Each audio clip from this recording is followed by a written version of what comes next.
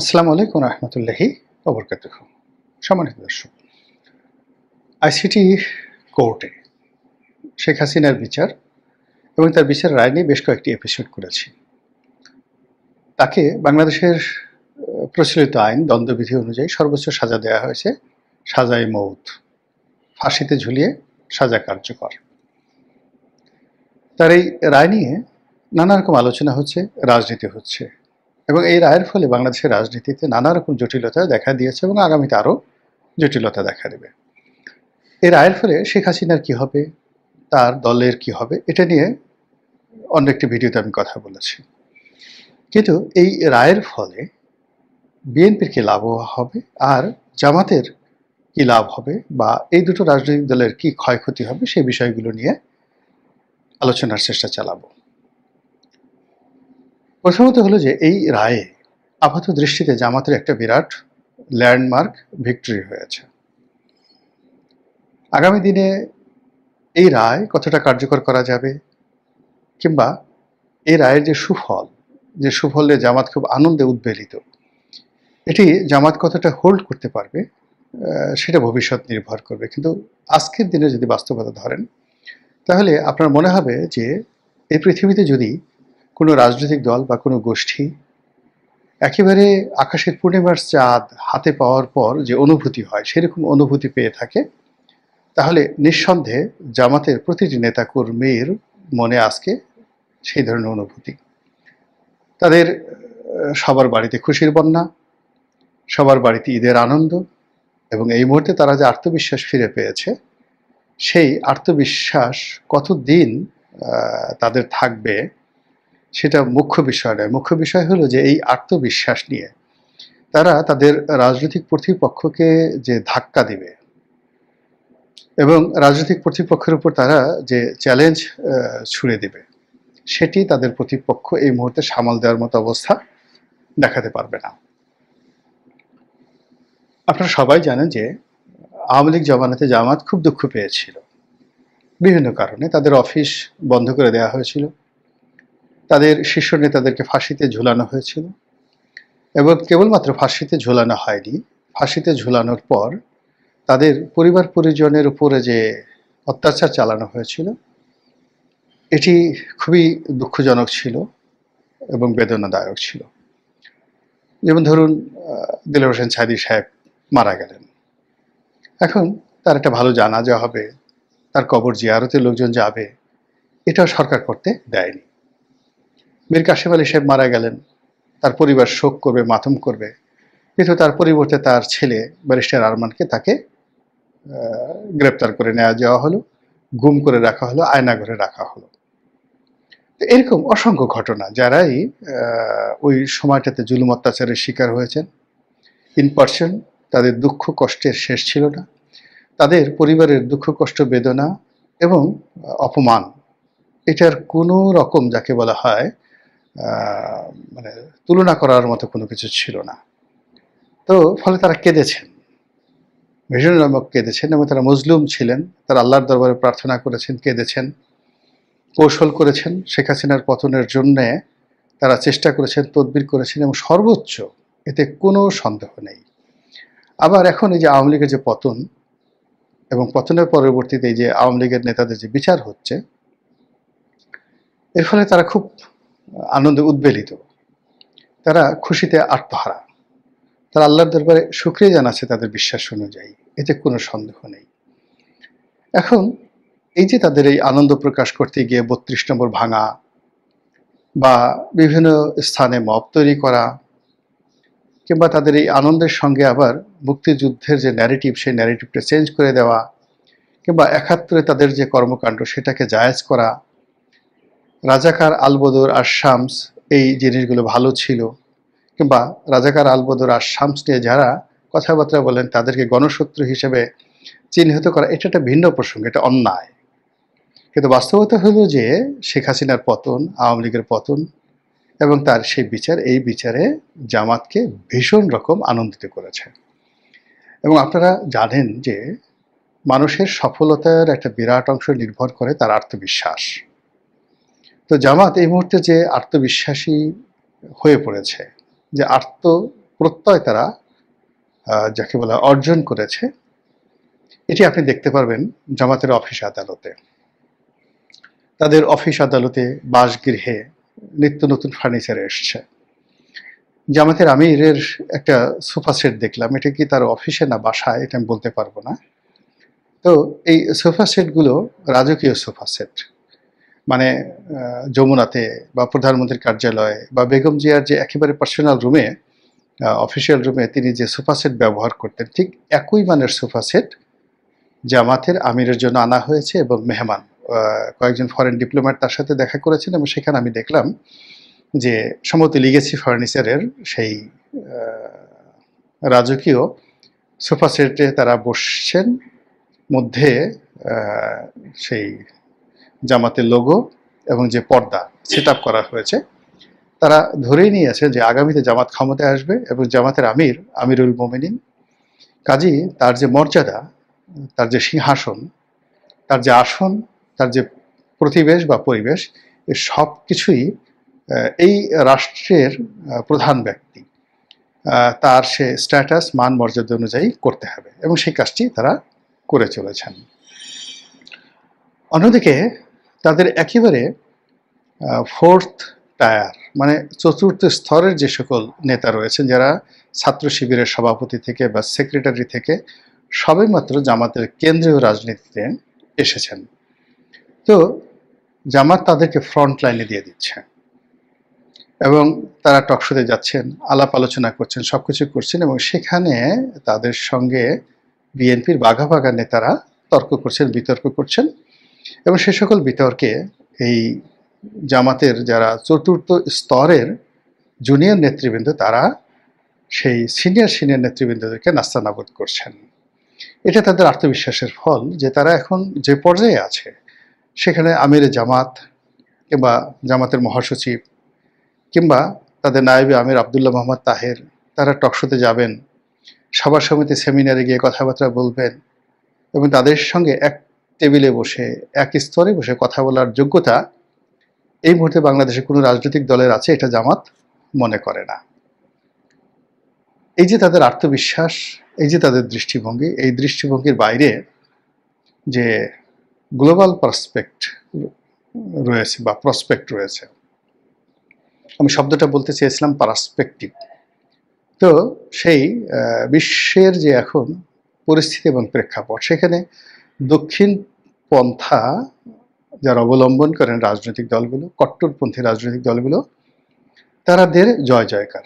ভারতের নরেন্দ্র মোদী, আপনি ইটালির যে এখন প্রধানমন্ত্রী তাকে ধরেন, এরপরে ডোনাল্ড ট্রাম্পকে ধরেন, চীনের শিকে ধরেন, এভাবে সারা দুনিয়াতে গিয়ে দেখবেন যারা তাদের দেশের যারা কট্টরপন্থী, ও ইতিমধ্যে আপনি নেদারল্যান্ডের প্রধানমন্ত্রীর কথা চিন্তা করেন, ফিনল্যান্ডের প্রধানমন্ত্রীর কথা চিন্তা করেন, মানে সবচেয়ে কট্টরপন্থী ধর্মভিত্তিক রাজনৈতিক দলগুলো ক্ষমতায় চলে আসছে এবং খুবই জনপ্রিয় হয়ে তারা সেখানে ক্ষমতায় চলে এসছে, এবং এসে তারা বেশ ভালো করছে। আপনি সেই যে ইটালির যে প্রধানমন্ত্রী, তাকে তো এখন বলা হচ্ছে দ্বিতীয় মুসোলিনি, কিন্তু তিনি যেভাবে সারা ইটালিতে যে সাড়া ফেলে দিয়েছেন, দুনিয়াতে যেভাবে সাড়া ফেলে দিয়েছেন, তার যে জনপ্রিয়তা, সেই তুলনায় তার যে কনজারভেটিভনেস রয়েছে, সেই কনজারভেটিভনেসের তুলনায় জামাত অনেকটা লিবারেল।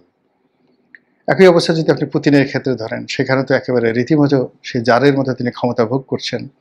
তো সব ক্ষেত্রে, মধ্যপ্রাচ্যের কথা তো বাদই দিলাম, তুরস্কের কথা বাদ দিলাম, সব জায়গাতে দক্ষিণপন্থী রাজনীতিবিদদের জয় জয়কার। সেক্ষেত্রে জামাত আন্তর্জাতিক অঙ্গনে যে বন্ধু পাচ্ছে, সহযোগিতা পাচ্ছে, অ্যালাইড পাচ্ছে, এটি জামাতের প্রতিপক্ষ যারা আছে তাদের নেই। এখন জামাতের এই জয় জয়কার দিয়ে তারা যদি এটা খিলাফত প্রতিষ্ঠা করে, আফগানিস্তানের মতো একটা শাসন ব্যবস্থা তারা চালু করে, পাকিস্তানের মতো যদি একটা সারিয়া ভিত্তিক রাষ্ট্র তারা কায়েম করে, এবং তাদের সঙ্গে যদি মিলিটারি ব্যুরোক্রেসি, আমেরিকা এবং অন্যান্য দেশের একটা নেগোসিয়েশন থাকে, এবং আমাদের দেশে যেভাবে তিনটি নির্বাচনে রাষ্ট্র ক্ষমতা আসার জন্য ভোট দরকার হয়নি, শুধুমাত্র রেজাল্ট দরকার হয়েছে। ভোট দরকার হয়নি, কেবলমাত্র ডান্ডা দরকার হয়েছে, ভোট দরকার হয়নি, কেবলমাত্র নির্লজ্জতা বেহায়াপনার দরকার হয়েছে। ভোট কেন্দ্রে ভোটার যায়নি 5%, তারা বলেছে ভোটার হয়েছে 70%। তো এই জিনিসগুলো আমাদের লোকজন গত 15 বছর যাবৎ মেনে নিয়েছে। কাজে এখানে রাতারাতি আপনি এদেরকে ঘি খাওয়াবেন, পোলাও খাওয়াবেন, আমেরিকার মতো ভোট দিবেন, এটা হিতে বিপরীত হতে পারে। তো সেক্ষেত্রে যদি আবার একটা সাজানো নির্বাচন হয়, আবার একটা আমিদামি নির্বাচন হয়, আবার একটা রাতের ভোট হয়, আবার একটা ফলাফল তৈরি করা হয়, এবং আবার একটি কেবলমাত্র ঘোষণা বিনা প্রতিদ্বন্দ্বিতা নির্বাচন হয়, সেক্ষেত্রে যদি জামাতের মতো একটা দল বা তাদের অ্যালাইড ক্ষমতা একবার বসে যায়, তাদেরকে 5 বছর, 10 বছর, 20 বছর ক্ষমতা থেকে সরানো যাবে, এটা মানুষজন বিশ্বাস করে না। শেখ হাসিনা যদি 15 বছর থাকতে পারেন, তাহলে জামাত কেন পারবে না? এই যে একটা বিশ্বাস তৈরি হয়েছে এবং এটার বিশ্বাসের পেছনে যে কর্মকাণ্ডগুলো চালু হয়ে গেছে, এটি জামাতের জন্য আপাত দৃষ্টিতে শুভকর মনে হতে পারে, জামাতকে অপ্রতিরোধ্য মনে হতে পারে, আবার এটার অ্যাগেনস্টে জামাতের রাজনীতি সারা জীবনের জন্য নির্মূল হয়ে যেতে পারে। বাংলাদেশ থেকে জামাতের নামগন্ধ মানে দূর হয়ে যেতে পারে, সেটা অন্য একটা প্রসঙ্গ, আলাদা কথা বলবো। এখন শুধুমাত্র পজিটিভ কথা বলি। দ্বিতীয় যে বিষয়টি আছে সেটা হলো বিএনপির অবস্থা কি হবে। বিএনপি এখানে মূলত সবাইকে পাত্র দিয়ে রাজনীতি করতে চাচ্ছে। বিএনপি একেবারে শতভাগ নিশ্চিত যে একটা নির্বাচন হওয়া দরকার, আর নির্বাচন যেভাবেই হোক নির্বাচনের মাঠ তাদের নিয়ন্ত্রণে থাকবে, এবং তফসিল ঘোষণা করার পরে বাংলাদেশে কোথাও জামাতের লোকজন দাঁড়াতে পারবে না। তারা ভোট কাটা বলেন, ভোটার উপস্থিতি বলেন, তাদের পক্ষে সিল পিটানো বলেন, বা তাদের পক্ষে যারা ভোট দেবেন তাদের সেই ভোট গ্রহণ বলেন, মানে নেতিবাচক ইতিবাচক সব কিছুই বিএনপির পক্ষে যাবে। সেই কারণে বিএনপি কাউকে শত্রু বানাতে চাচ্ছে না। এই মুহূর্তে বিএনপির যে ব্যাকবোন থাকা দরকার ছিল, বিএনপির যে কথাবার্তা বলার দরকার ছিল, সেই কথাগুলো তারা বলছেন না। আর সেই কথাগুলো না বলার কারণে তাদের যে রাজনীতির প্রজ্ঞা, তাদের যে মেরুদণ্ড, তাদের যে ব্যক্তিত্ব, সমস্ত কিছু অবদমিত হয়ে যাচ্ছে।